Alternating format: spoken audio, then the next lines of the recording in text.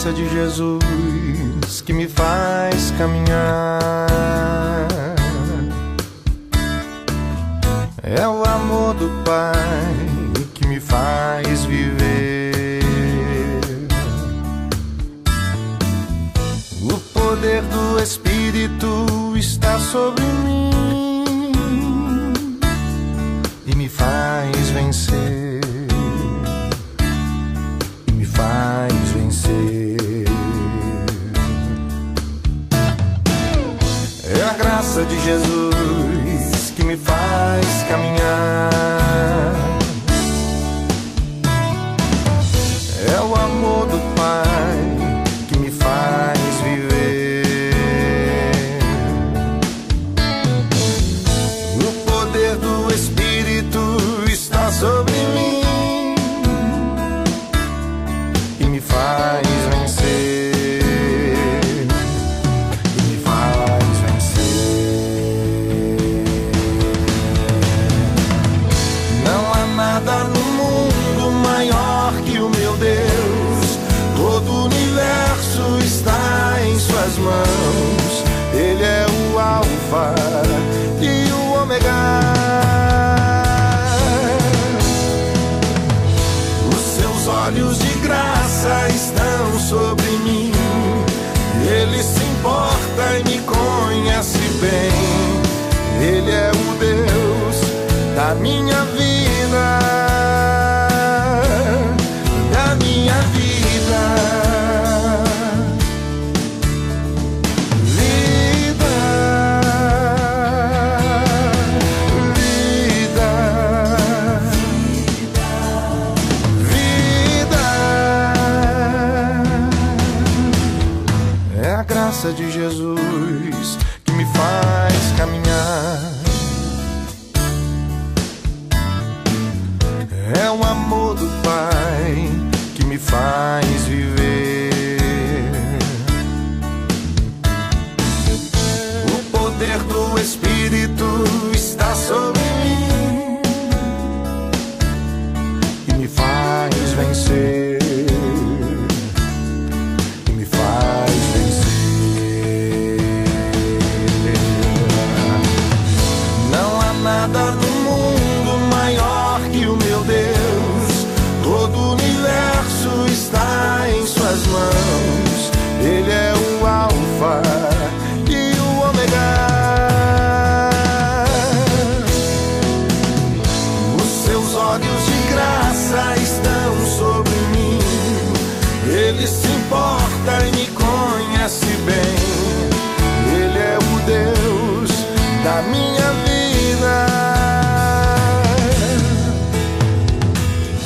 Não há nada no mundo maior que o meu Deus. Todo o universo está em suas mãos. Ele é o Alfa e o Ômega. Os seus olhos de graça estão sobre mim. Ele se importa e me conhece bem. Ele é o Deus da minha vida, da minha vida. Vida, vida, vida. Boa noite, meus queridos. Sejam todos bem-vindos nessa quinta-feira. Abrimos já ouvindo um pouco falar sobre a graça de Deus. Você sabe que a graça de Deus, ela dura não um dia, não uma semana, nem tampouco um ano. A graça de Deus, ela dura para todo o sempre. É bastante tempo. Você já parou para pensar nisso? Que a graça de Deus possa recair sobre a sua vida, não apenas neste culto, mas ao longo de toda a sua vida, que você esteja sempre se abrindo para que a graça de Deus faça a diferença na sua alma, na sua vida, na sua família, no seu viver. Pensando nisso, então, vamos entrar na presença de Deus com louvor e gratidão em adoração.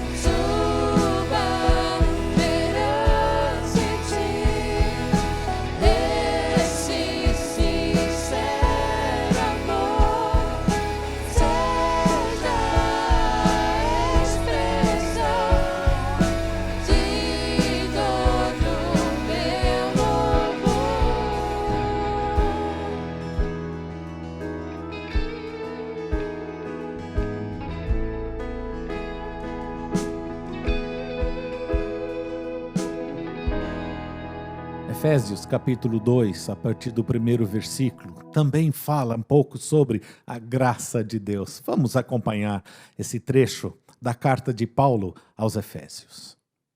Ele nos deu vida, estando vós mortos nas vossas transgressões e pecados, nos quais andastes no passado, no caminho deste mundo, segundo o príncipe do poderio do ar, do espírito que agora age nos filhos da desobediência, entre os quais todos nós também antes andávamos, seguindo os desejos carnais, fazendo a vontade da carne e da mente, e éramos por natureza filhos da ira, assim como os demais.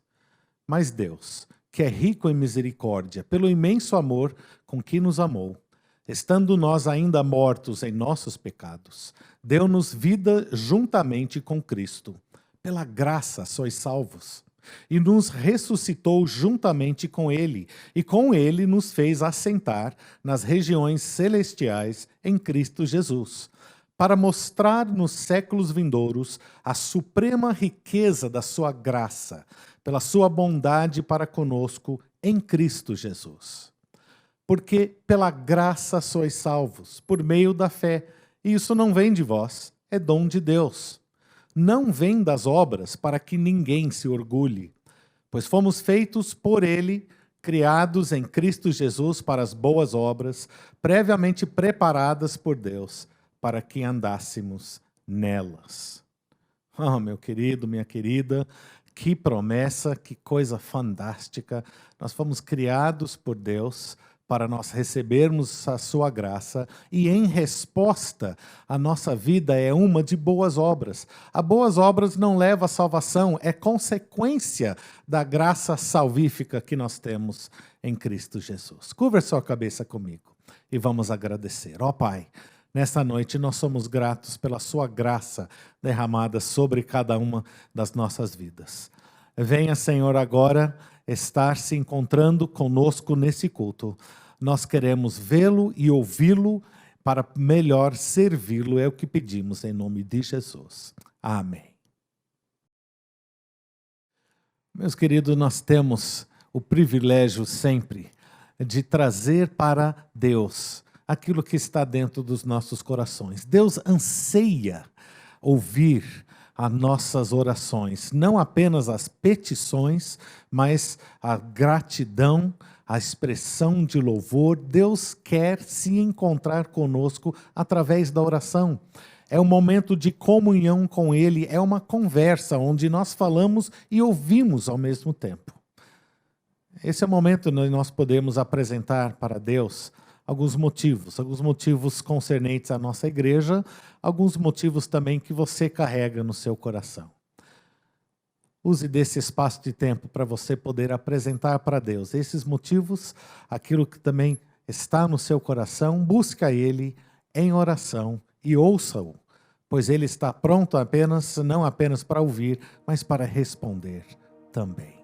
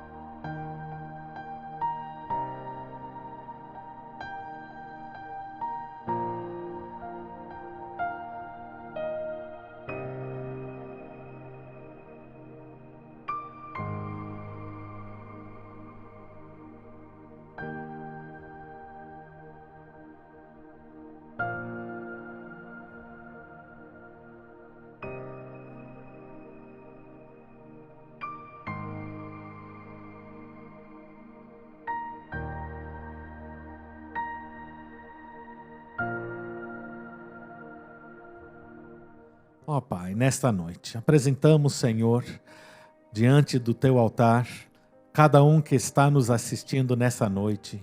Eu peço, Senhor, que venha de encontro a cada necessidade que está acometendo a vida e a família de cada um, Pai, nessa noite. Eu não conheço a todos, nem sei quem está aqui nos vendo, mas o Teu Santo Espírito está presente na vida de cada um, assistindo a cada situação. Tu conheces, Senhor, não apenas o que é hoje, mas o que acontecerá amanhã.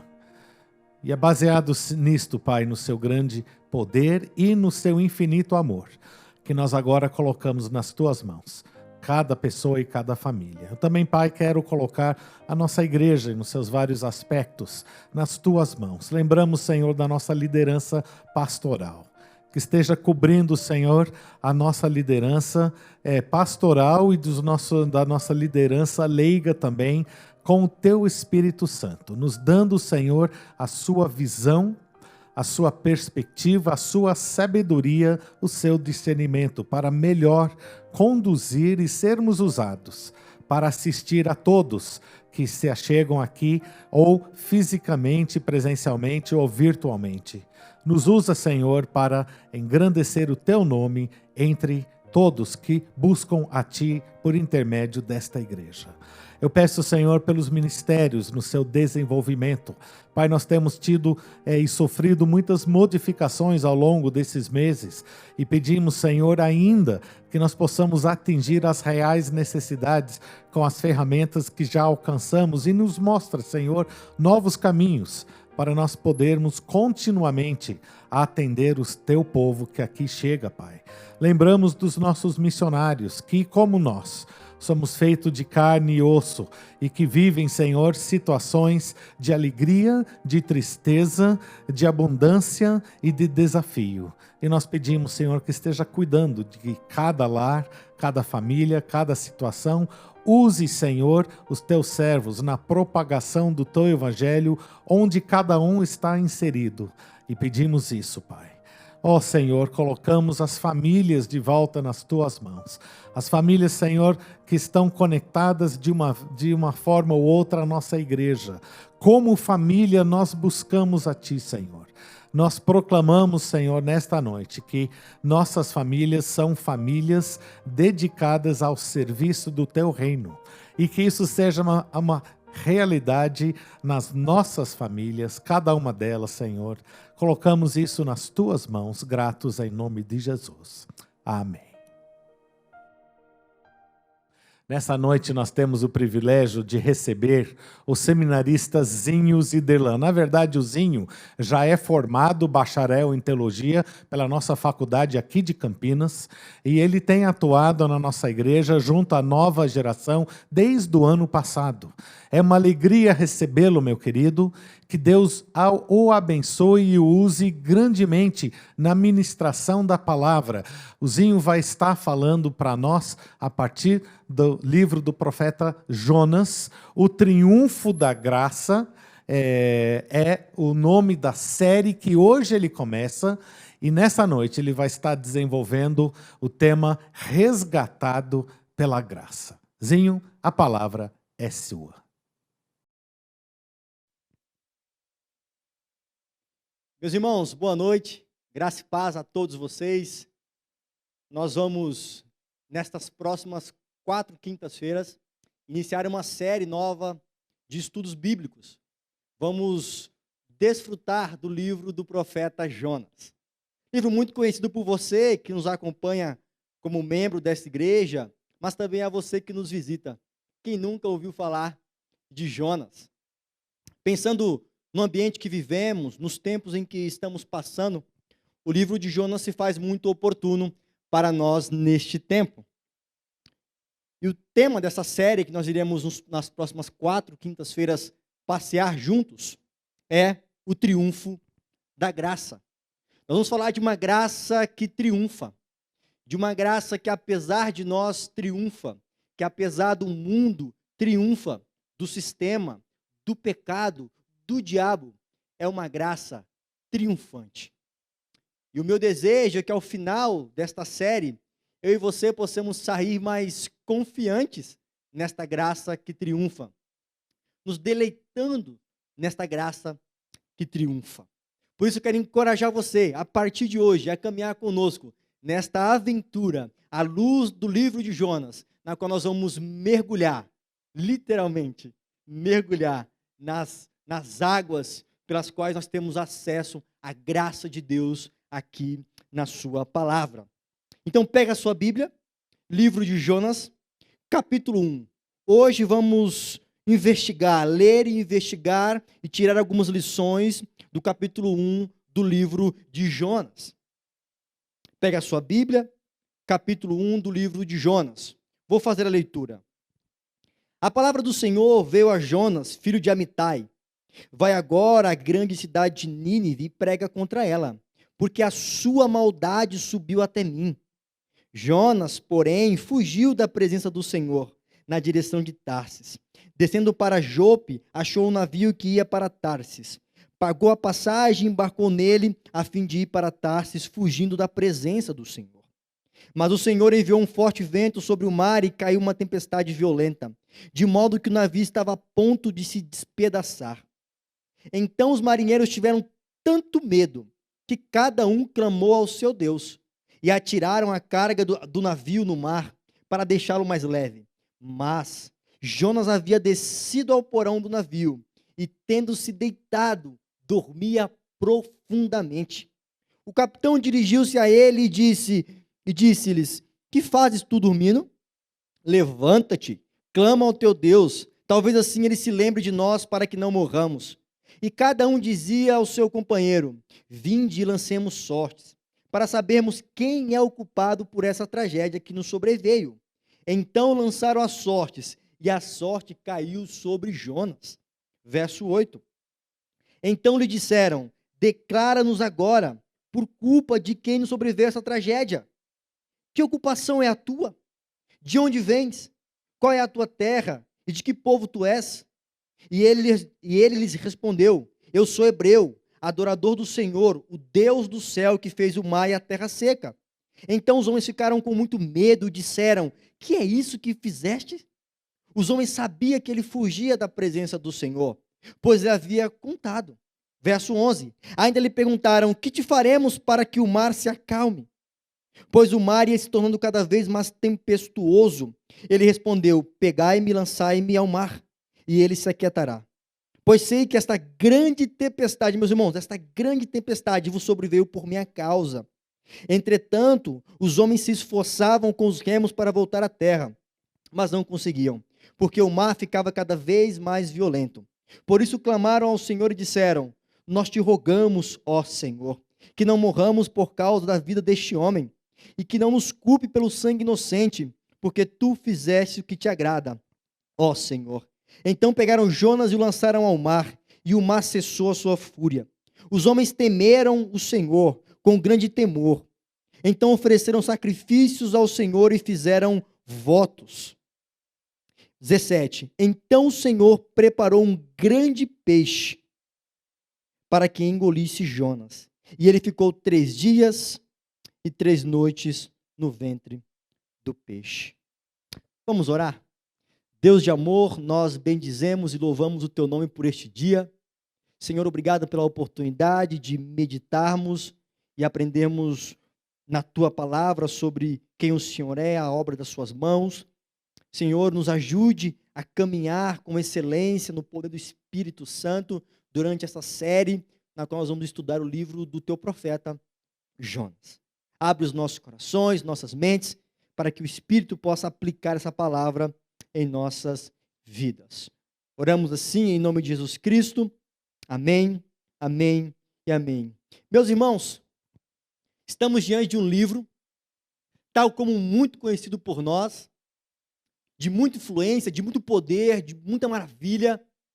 Olha, o livro de Jonas é um livro que mostra quem Deus é um livro que mostra a obra das mãos do Senhor, é um livro que mostra a condição humana, é um livro que mostra a soberania de Deus, a sua graça que triunfa apesar de todas as circunstâncias.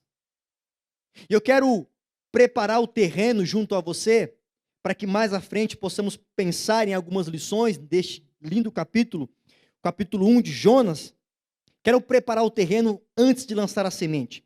E eu quero dar algumas informações preliminares sobre Jonas e este livro. Meus irmãos, Jonas foi um profeta missionário. Ele é um dos poucos profetas do qual Deus envia para outra nação. Ele é um profeta transcultural. É muito interessante que Nínive não fazia parte de Israel. E Deus manda Jonas a Nínive, uma cidade de fora, como profeta para profetizar naquele lugar. Meus irmãos, é interessante pensar também que Deus ordenou a ir a Nínive clamar contra ela. Por quê? Porque o pecado de Nínive havia subido aos céus. Isso é muito interessante porque Nínive era a capital do Império Assírio. Nínive, meus irmãos, era uma cidade cruel. Nínive tinha um exército poderoso, porém cruel. Cruel com seus inimigos, cruel com seus adversários. Era uma cidade que tinha sangue em suas mãos. E a podridão de seus pecados se elevou de tal forma que chegou ao Senhor. Alguns historiadores dizem que o Império Romano, tão poderoso em seu exército, em suas táticas de guerra, de batalha, de muitas formas aprenderam com os ninivitas. Aprenderam a matar um homem em alguns segundos, como a torturá-lo por alguns dias. Tal como os romanos eram peritos em assassinar seus adversários de forma cruel, os ninivitas já eram anteriormente. Tinham sangue em suas mãos, eram cruéis. O pecado havia crescido de uma forma incontável naquela cidade, e tudo isso chegou aos céus diante de Deus. E Deus então manda Jonas pregar a essa cidade, profetizar contra essa cidade, falar do juízo de Deus contra a maldade desta cidade, meus irmãos. Aqui está Jonas, um missionário, indo para uma cidade cruel, que tinha sangue em suas mãos, e que era muito, e muitas vezes, adversária de Israel, do reinado de Israel. Jeroboão, nos tempos em que Jonas profetizou. Jonas foi pregar para os inimigos, meus irmãos. Que desafio. Há uma ordem do Senhor a Jonas. Então, esses pontos preliminares nos colocam no jogo, para entender o contexto, para entender o autor, para entender a mensagem de juízo de Deus para contra os ninivitas por causa de seus pecados. E Deus manda um hebreu, Jonas, pregar contra este povo. Eu quero agora, numa segunda etapa com você, pensar no seguinte: pensar em alguns pontos importantes no próprio texto, antes de tirarmos algumas lições para nós. Eu quero que você fique com a sua Bíblia aberta, não feche ela, acompanhe o texto, para nós pensarmos em pontos estratégicos do próprio texto, para depois tirarmos algumas lições que eu entendo serem muito importantes para nós. Lembrando que nós vamos trabalhar, que mesmo em meio a esse caos todo em que Jonas está sendo enviado para Nínive, mesmo com o caos de Nínives, a graça triunfa. Fique com a sua Bíblia aberta e olhe nos versos 1 a 3, na qual, no verso 1, o Senhor vem a Jonas e fala com Jonas, dá uma palavra direta de Deus a Jonas. Ele diz: Jonas, vai agora à grande cidade de Nínive e prega contra ela, porque a sua maldade subiu até mim. Jonas, porém, fugiu da presença do Senhor, na direção de Tarsis, descendo para Jope. Meus irmãos, 2 pontos importantes, somente aqui para nós pensarmos juntos neste texto. Jonas recebeu uma ordem direta do Senhor. E mesmo assim, Jonas desobedeceu. Há uma ordem direta do próprio Deus a ele: vai, pregue, e Jonas desobedece. Jonas tenta, pelo menos na sua visão, fugir da presença de Deus. Os estudiosos dizem que a região de Tarsis era conhecido como o fim do mundo. É como se Jonas quisesse ir até o fim do mundo, como se Deus lá não estivesse, como se a presença do Senhor não estivesse por lá. Jonas parece que não se lembrou do Salmo 139, quando Davi diz que se ele faz a sua cama no mais profundo abismo, Deus está lá. Se faz no mais alto monte, Deus está lá. Mas Jonas recebe uma missão Jonas desobedece a essa missão e Jonas foge do Senhor. Meus irmãos, será que por muitas vezes eu e você não somos como Jonas, iguais a Jonas? Recebemos ordens de Deus, ordens diretas do Senhor, mediante sua palavra, e fugimos para vários lugares, lugares distantes ou até lugares pertos. Entramos em mundos paralelos que nós criamos para fugirmos da presença do Senhor, para desobedecê-lo. Será que eu e você não estamos passando por isso neste momento? Deus nos deu uma ordem e nós estamos fugindo, tal como Jonas. Mas são só alguns pontos para nós pensarmos.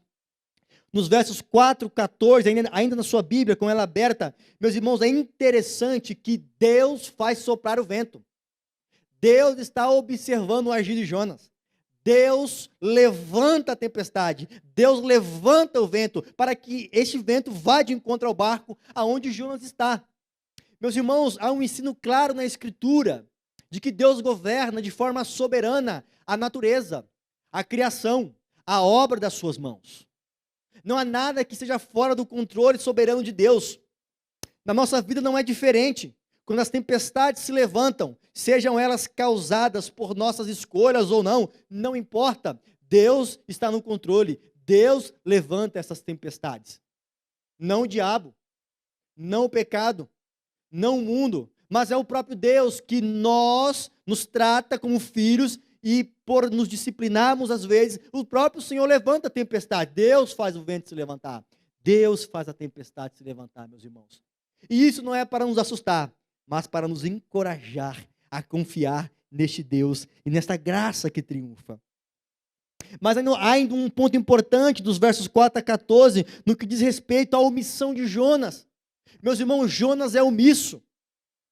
O barco está sendo açoitado, a tempestade se levanta e Jonas vai dormir, tranquilo, como se nada tivesse acontecendo. O bicho pegando lá fora, os marinheiros socorrendo um ao outro, correndo contra o tempo para garantirem a sua vida, e Jonas dormindo, omisso, omissão, meus irmãos, um tipo de covardia de Jonas, porque estava em desobediência ao Senhor. Outro ponto importante, ainda nessa parte do texto, meus irmãos, aqui quando Deus age, não há quem impeça. Não há quem impeça, meus irmãos. Não há quem impeça. Deus levantou aquele mar. Deus levantou a tempestade. Deus levantou o vento. Somente o Senhor poderia, então, parar com aquilo. Parar com aquela ação em sua criação. Só Deus tem esse poder. Os homens poderiam fazer o que quisessem. Os homens poderiam tirar as coisas do navio, como o texto diz, para ficar mais leve. Os homens poderiam remar, como tentaram. O texto diz isso. Não importa o que eles tentassem fazer, a menos que Deus intervisse naquela situação que Ele mesmo causou, na sua soberania. Os homens não poderiam fazer nada. Porque é assim, quando Deus age, não há quem impeça, não há quem possa impedir a ação de suas mãos. Mas ainda pensando em alguns pontos, meus irmãos, será que nós não temos sido omissos quanto à ordem, à missão, àquilo que o Senhor tem nos dado para fazer? Nós temos, além de fugidos, nós temos caminhado para longe, arredios a isso. Isso tem gerado desdobramentos, coisas difíceis para nós, familiares, para a nação, como igreja. Será que além dessa desobediência, a nossa omissão quanto às situações, nos calamos, temos a palavra da verdade, temos a resposta e ficamos omissos, calados, enquanto o mundo cai ladeira abaixo? Meus irmãos, omissão, dentro desse perfil, é pecado.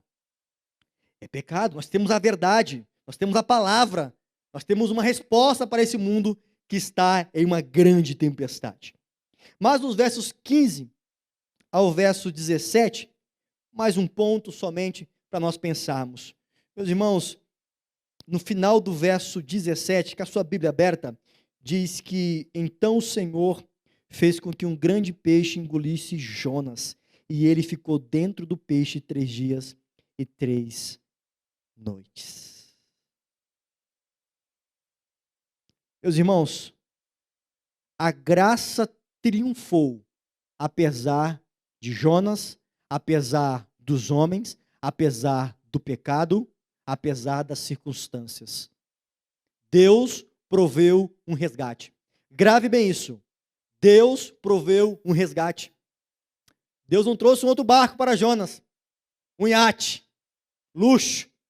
Deus proveu em sua soberania, em seu poder, uma criatura, um grande peixe. Mas nós temos duas opções para olhar para este versículo 17. Ou nos assustamos, nos acovardamos, ou podemos olhar e ter a certeza que o peixe foi um resgate, que o peixe foi um escape, que Deus providenciou para Jonas e para os que estavam ao seu redor. Deus proveu um resgate. A graça triunfou e fez isso por meio de um resgate e se fez valer de um peixe para isso.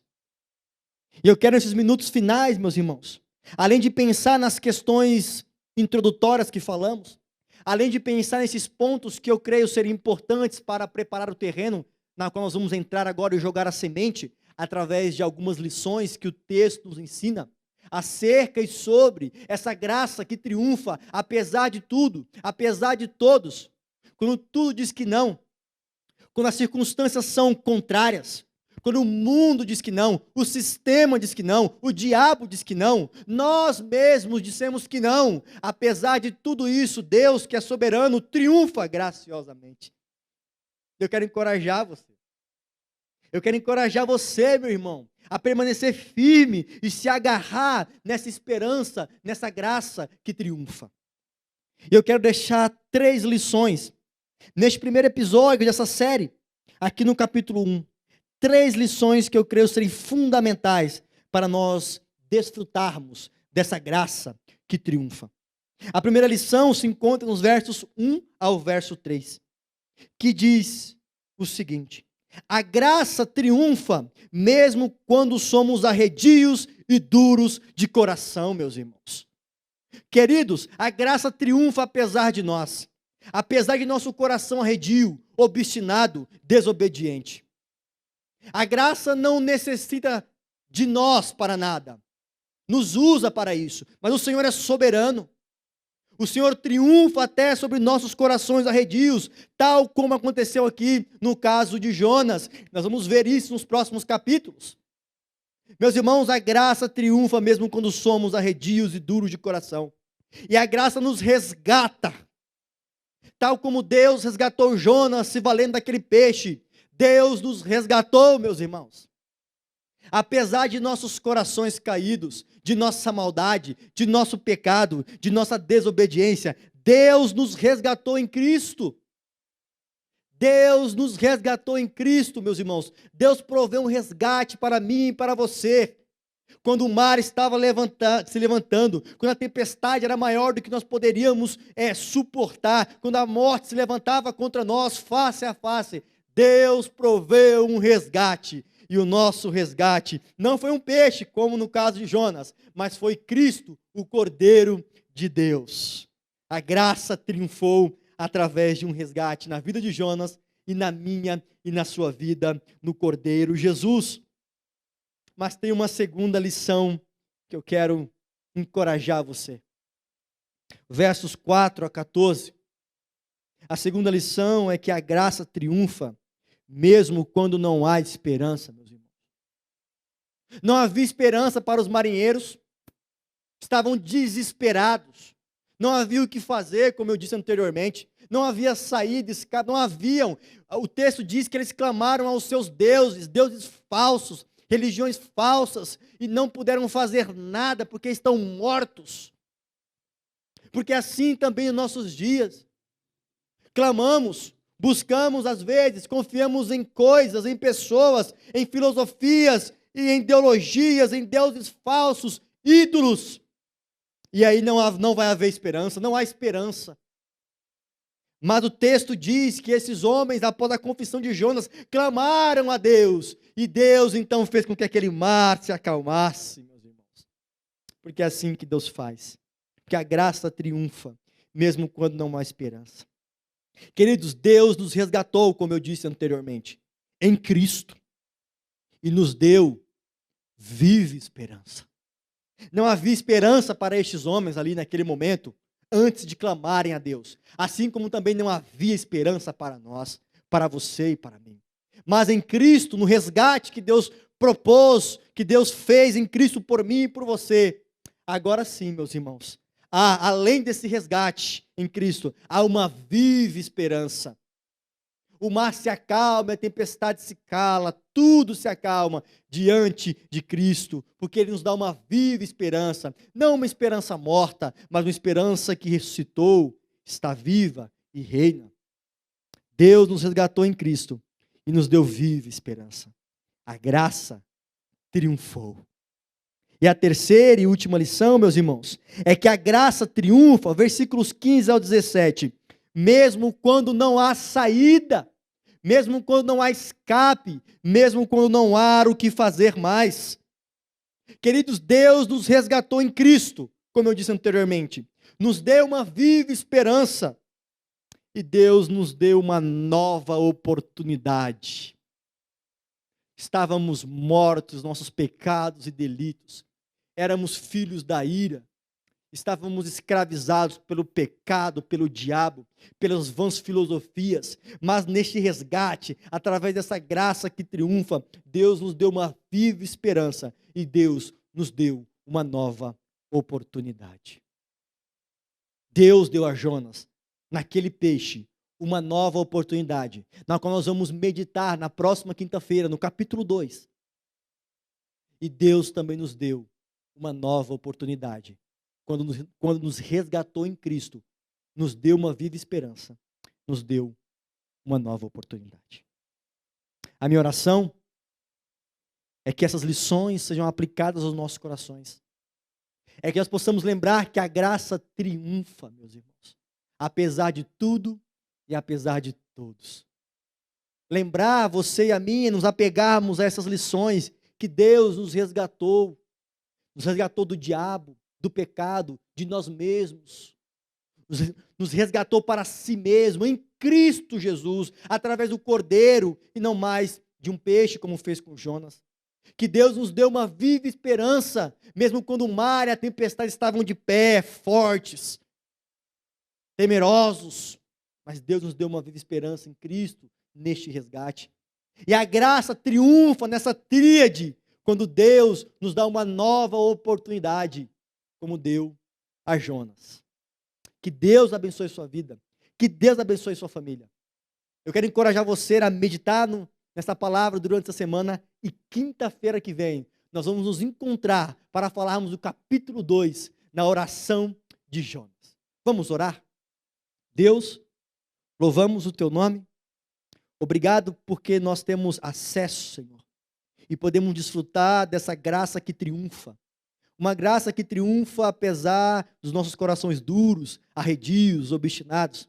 Uma graça que triunfa apesar das tempestades e dos mares que se levantam contra nós, assim como foi com Jonas.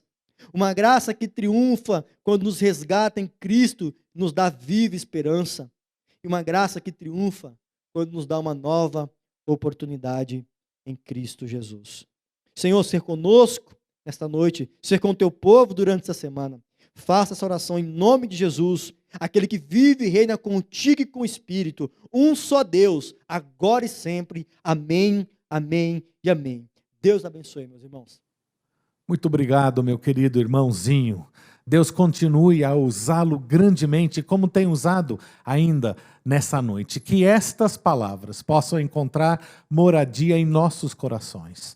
Que nós possamos celebrar o fato que nós fomos resgatados pela graça do Senhor Jesus Cristo. Eu quero lembrá-lo que neste domingo nós teremos o nosso culto pela manhã presencial, mas para aquele que gostaria de estar aqui conosco, é necessário que você faça um cadastro prévio no nosso site. É só entrar e seguir ali as instruções para se cadastrar. E a cada domingo é necessário isto. Não é uma vez por todas, mas toda semana, se você gostaria de estar aqui, um novo cadastro para garantir a sua vaga. Se há vagas, você poderá entrar e ainda fazer esse cadastro para o nosso culto presencial às 9 horas da manhã, mas para aqueles que não poderão estar conosco, será transmitido nas plataformas virtuais, então você também é o nosso convidado e poderá seguir conosco 9 horas, domingo pela manhã. À noite, o culto é somente virtual, a partir das 19, nesse mesmo canal do YouTube, e todos são convidados para estar de volta conosco. Já já nós vamos ter a nossa sala de bate-papo e de Zoom, após essa música de encerramento. Vai aparecer na tela o link para você poder clicar e entrar nessa sala. Não deixe de participar, para que Deus esteja usando aquele momento, um momento de bênção na sua vida. Deus abençoe a cada um nessa noite.